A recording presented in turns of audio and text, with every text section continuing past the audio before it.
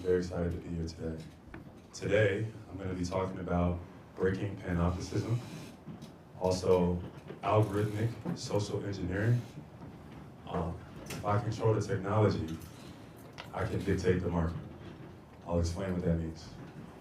Michel Foucault, a French philosopher, in 1975, in their work Discipline and Punish, talked about panopticism.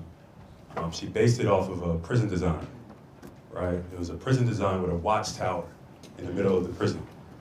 And this theory was that, by putting the watchtower in the middle, the prisoners would police themselves because they're under surveillance.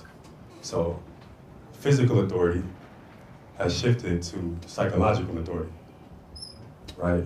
And over time, their behaviors change, and this causes a term she calls dynamic normalization. So in the digital age, the watchtower has transferred. So through technology, through bots, through fake viral clips, fake accounts, you can police platforms and algorithmically influence society with the technology that you can control.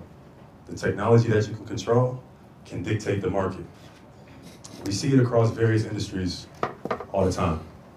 A lot of people have seen some of my quarrels with the media industry. That's kind of the reason why I started streaming.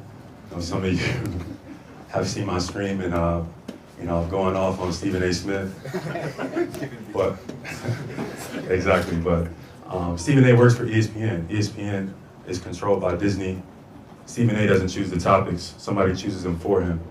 His willingness has made him extremely valuable to these companies, but a lot of these companies and corporations, they meet 4 times a year and talk about amongst various industries how they can socially engineer and influence our minds, right, through the technology that they can control without us really even paying attention and even noticing it. Just like the Michel Foucault theory, where I was talking about the watchtower that is policing the prisoners, bots, comments, positive comments or negative comments could affirm whatever agendas that they want to push.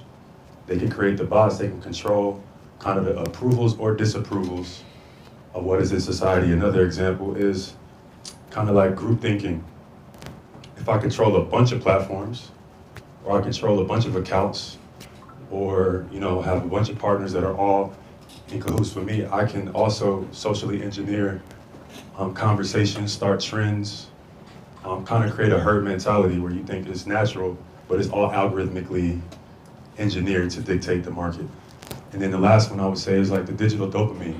A lot of us are addicted to social media, we don't even know it, right? The rewarding feeling of getting likes, the rewarding feeling of getting impressions can cause addiction. And the opposite of that can cause the opposite, anxiety and depression. This is all reinforcing the overarching Michel Foucault's theory, the watchtower. And the philosophy is that physical authority has shifted to psychological authority. I was doing media after Celtics practice, and a writer came up to me and was asking me questions about politics and sports. And I just thought I'll just share my thoughts, the things that I learned at Berkeley. And I ended up telling him that sports is used as a mechanism for control. So that's exactly what he titled the article. Jaylen Brown says sports is used as a mechanism for control. I gained some support, but mostly I got a lot of backlash. The front office, Danny Ainge at the time, called me into his office and was like, how could you say this? You're saying sports is used as a mechanism for control, but you just benefited from sports and changed your family generationally. And he's right. And I told him sports can be used to do great things, bring people together, change people's lives, inspire people, motivate, but it also can be used as the opposite. So I told Danny it can be used as a way to distract people from what's really going on in society. There's panopticons, watchtowers, that exist within sports as well, where media training is like a way of programming athletes to think, act, and behave the same. Nothing controversial, nothing political, nothing unsafe. And the people that I admire the most were the exact opposite of that. Muhammad Ali, Bill Russell, Jim Brown, they all use their platforms for something beyond sports.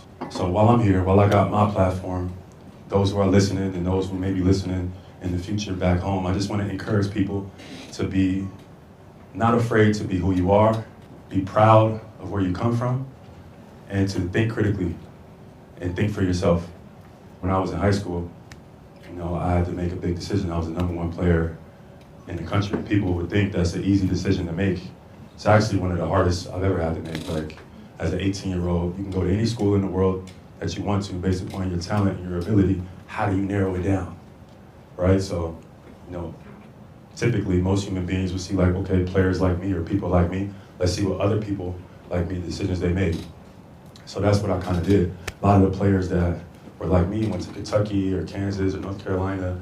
That was the typical algorithm within a top 5 player, top 5 prospect in the world.